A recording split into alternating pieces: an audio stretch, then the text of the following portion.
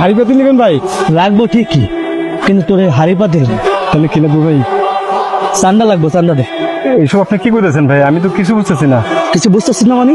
তোর তো আমি বাংলাই বুঝতেছি, বাংলা কথা বুঝস না? তোর এখানে দাঁড়া করেছি চান্দা নেওয়ার জন্য, এটা তো অন্তত বুঝতেছস। যদি চান্দা না দেস তোর সাথে অনেক খারাপ কিছু হয়েছে। আমি গরিব মানুষ, তেমন পরিবারটা করি নাই। আমি কেমনি চাঁদা দেবো? আমি তো দিন আনি দিন খাই, এগুলো দিয়ে আমি উপার্জন করি, আমার পরিবার চলে, বাড়িতে খাওয়ান দাওয়ান নেই। ভাই আমি চাঁদা কেমনি দিব কোন তো?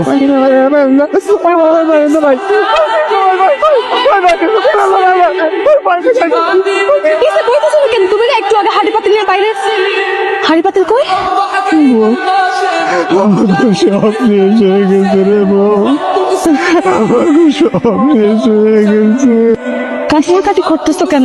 কি হয়েছে আমার খুইলা কও। আমি রহিমপুরে গেছিলাম হাড়ি পাতিল বিক্রি করতে। ওইখানে কিছু লোকজন আমার চাকু ধরে কয় চান্দা দিতে। আমি কইলাম আমি তো ভাই বৌনি করে নাই, কোথেকে চান্দা দেবো? চান্দা দিতে পারিনি। কইলাম আমার মারতে অনেক মারছে, করে তো আম্মা অসুস্থ।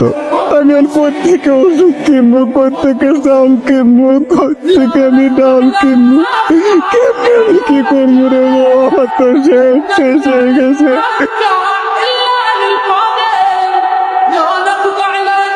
কি যাবো আপা তো গায়ে তাহলে কিসের দাগ? আপা কি হয়েছে? কি হয়েছে আপা? তো কি হয়েছে?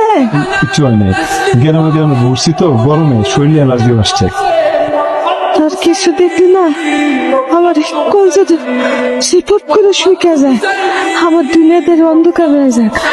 তুই সারা আমার তার কেউ নাই আব্বা, ঘরে কিছু খাওন আছে বৌমা?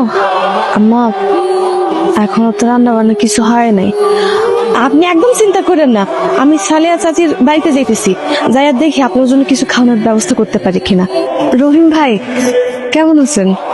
আমি তো ভালোই আছি। তা আজ সূর্য কোন দিক থেকে উঠলো? কতদিন ধরে আপনি করে খুঁজতেছি, আপনার জামাই বউরে পাই না। খুব বিপদে পড়ে তোমার কাছে আইছি। আমারে 1 কেজি চাইল আর 4টা ডিম যদি বাকি দিয়ে দিতেন তাহলে খুব উপকার হইতো ভাই। আসলে ঘরে রাঁধুনির কিছু নাই, আর সবাই আমরা না খাই আছি তো। 4 লাখ ডিম নিবেন ভালো কথা, আগে যে 9,530 টাকা বাকি ছিল এটা কেটা দিব?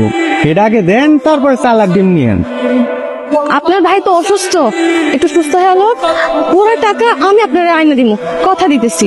তাহলে এক কাজ করেন, ভাই সুস্থ তারপরে টেন ইয়া নাহলে 4 লাখ ডিমটা লয়ে দেন। ভাবি কি রাগ করে চলে যেতেছেন? তাহলে একটা কথা শুনে যেতেন। কি কথা ভাই? আপনি তো দেখতে শুনতে সুন্দরী, ওই বাদাম মারে তালাক দিয়া আমার বিয়া দিলাম। খবরদার করতেছি, আরেক বছর এরকম কথা কইছস না, তাহলে যে মুখ দিয়ে কথা কইছ মুখে পরিণাম ছিল। মেম্বার সাহেব, আমি একদম শেষ হয়ে যাব, আমার একটু বাঁচান, আমার প্রতি একটু দয়া করেন। 6 মাস আগে আমার কাছ থেকে 80,000 টাকা নিলি, এখন তো টাকাও বাচ্চা দেয়, বাচ্চা পোলা মিলা বাইরে এখন 1 লাখ টাকা নিয়ে গেছে। বাবা ঋণের টাকা রাখতে নাই, দে না, শোধ করে দে, হিসাব শেষ। আমার একটা মাসের সময় দেন, 1 মাসের মধ্যে আমি আপনার সব টাকা পয়সা দিয়ে দেবো। 6 মাসে দিতে বললি না, আরে 1 মাসে দিয়ে দিবি টাকা। বাড়ির দলিলটা আমার কাছে দিয়ে যা। হ্যাঁ দিয়ে যা, লাগলে আর কিছু টাকা নিয়ে যা, তারপরে তুই টাকাটা শোধ করে দিলে দলিল আমি দিয়ে দেবো। এখানে দিন পার করলেই বাড়ি থেকে ভাবছা।